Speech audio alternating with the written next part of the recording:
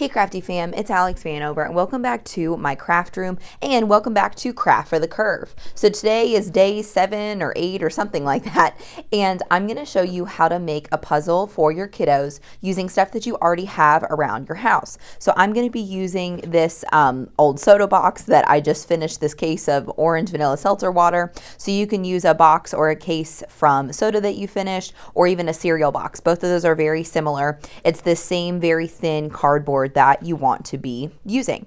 So the first thing I'm going to do is cut this thing apart. But something you want to be mindful of is areas that are not going to work as well for your puzzle are areas like this that have like this handle in the middle, or any of the spots that have like this perforation. So you want to make sure to cut this thing up, but you also want to save the flaps from the end of the box so that you can use these to make test cuts and figure out the best cut setting for your machine, because every machine is a little different. So I'm going to give you the cut settings that I use, but they may not work well for you. So you want to save on to these little, you want to save these little flaps so that you can hang on to them for test cuts before you mess up anything on your puzzle. Okay, so first thing I'm going to do is cut this thing apart. All right, so once you're going to cut, once you cut your box apart, then you're going to start examining all these pieces. So pieces like this that have like this double cardboard aren't going to work for your machine, so you can set these aside or throw these away.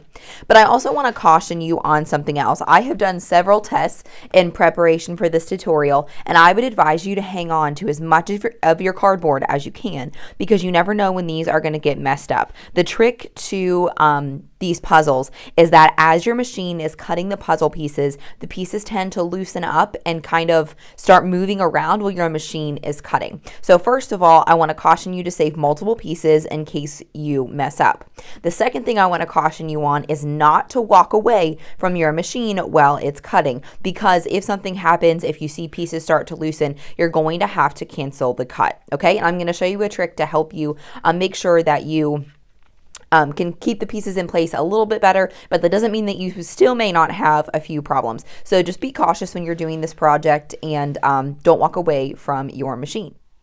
Oh my gosh, guys, I almost forgot to show you a really, really fun step with this project, and that is to have your kids color on the back of this piece of cardboard so that you can use their picture to put the puzzle back together. So I'm going to color on this real quick. You can make fun of my drawing if you want to, but it's just to show you what it would look like if you were putting your kids' picture back together.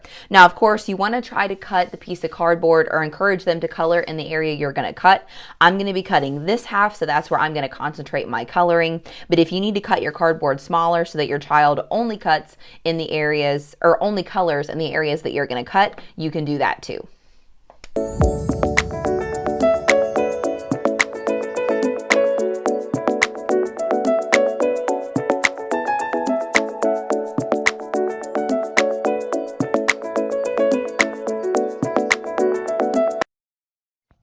So to get started with cutting your puzzle, I want to show you guys the puzzle bundle that I bought from Design Bundles to make this project, and I will link it in the description for you so that you can give it a try.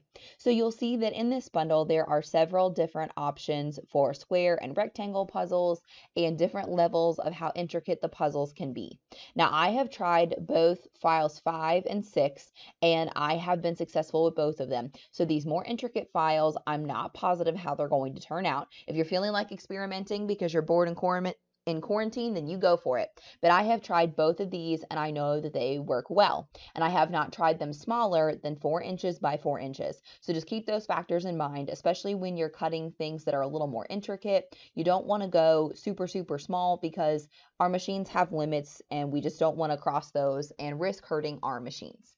So I just wanted to show you that so that you guys are aware of some of the nuances of making stuff like this. It's really fun and it's not hard, but you do just have to be aware of those potential limits that you could reach. And at a certain point, instead of trying to reach those limits, you want to just go ahead and try something simpler. So I'm going to be using jigsaw number 6. That's the file I'm going to be using for my puzzle. So let's go back into Cricut Design Space, and I already have this uploaded. It's this one right here. And so when you put it in Design Space, the first thing that you want to do is attach all of your pieces so that they all cut exactly in this puzzle pattern.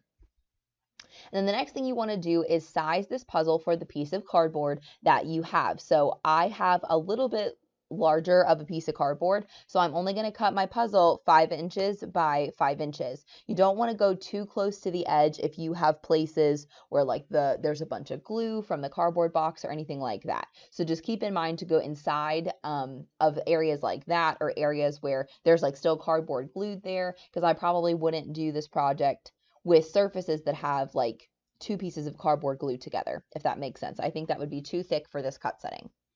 So once you have your puzzle in place, I'm not going to show you this step on my machine, but I want to remind you to use those flaps to try testing your cut settings. So to test your cut settings, I recommend that you go to the shapes panel and use a star. A star is one of the more intricate shapes that you can cut out of the basic shapes panel. And you just want to make it like, I don't know, between 1 and 2 inches. And when you go to the Make It screen, as long as there are different colors, you'll be able to cut them on different mats. So then you could go to the Continue screen and you could try a couple different cut settings that may or may not work on your machine. So when I did my cut settings, or I did my test cuts, I found that the cereal box setting worked really, really well. But I ended up still needing to put more pressure on it. So make sure that you give that a try in your machine before you cut the full puzzle. So after you do your test cuts, then you can move on to cutting the actual puzzle itself. So now once I load it into the machine, I'll show you guys how to use the deep cut blade, because you'll notice that under my load tools and material, it does say load deep point blade. Now, I have done this project with my regular blade, but if you do have a deep cut blade, I highly recommend using that and doing your test cuts. The next thing you want to do is place some transfer tape on the back of your cardboard where it's going to be cut, a little bit larger than the size of your puzzle. And the purpose for that is to hold the pieces in place. As your Cricut finishes cutting each piece, the transfer tape is going to help keep the pieces in place so that they don't slide around during the cut, and it's going to protect your mat from getting little fragments of cardboard all over it. So after you apply your transfer tape, then you just want to line up your piece of cardboard in the corner where you're going to cut your puzzle. And then to help out your machine and make it a little bit easier for your machine to cut, I am going to apply some painter's tape around the edges of the cardboard just to help hold everything in place again.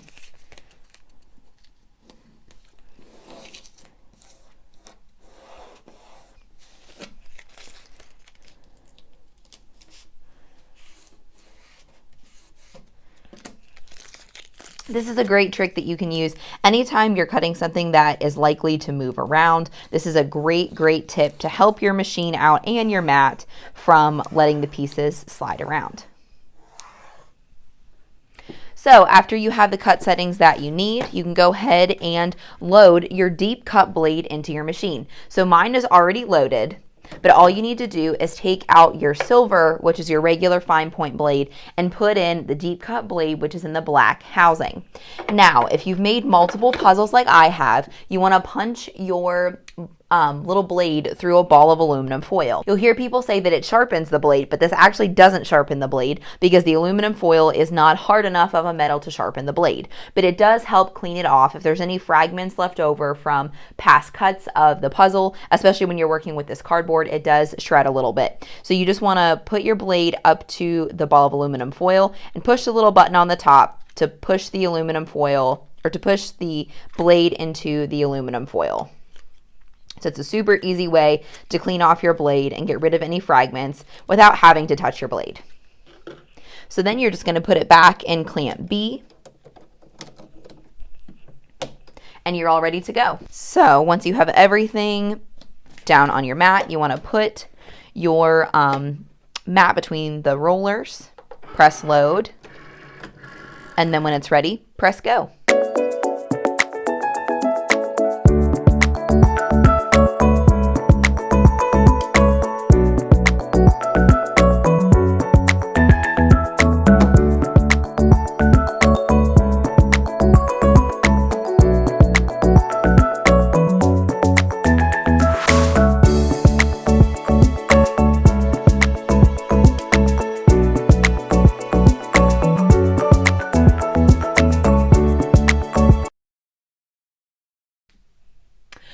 guys, so a couple last tips on your puzzle that I forgot to say before. So if you want to do this project and make the puzzle a little bit more robust and last a little bit longer, you can certainly use chipboard, especially Cricut brand chipboard if you have it, to create a puzzle that's just going to last a little bit longer. It's going to take longer to cut, but it's just a lot thicker and a lot more sturdy.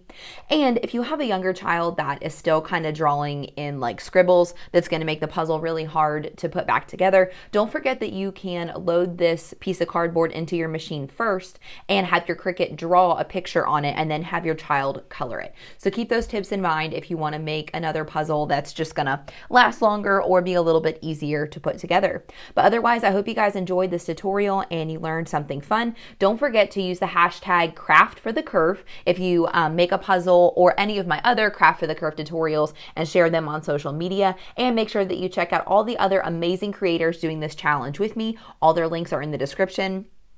Because we are trying to flatten the coronavirus curve by keeping you guys at home and giving you something to do. So I really hope that you enjoy this and you get to make some fun puzzles with your kids.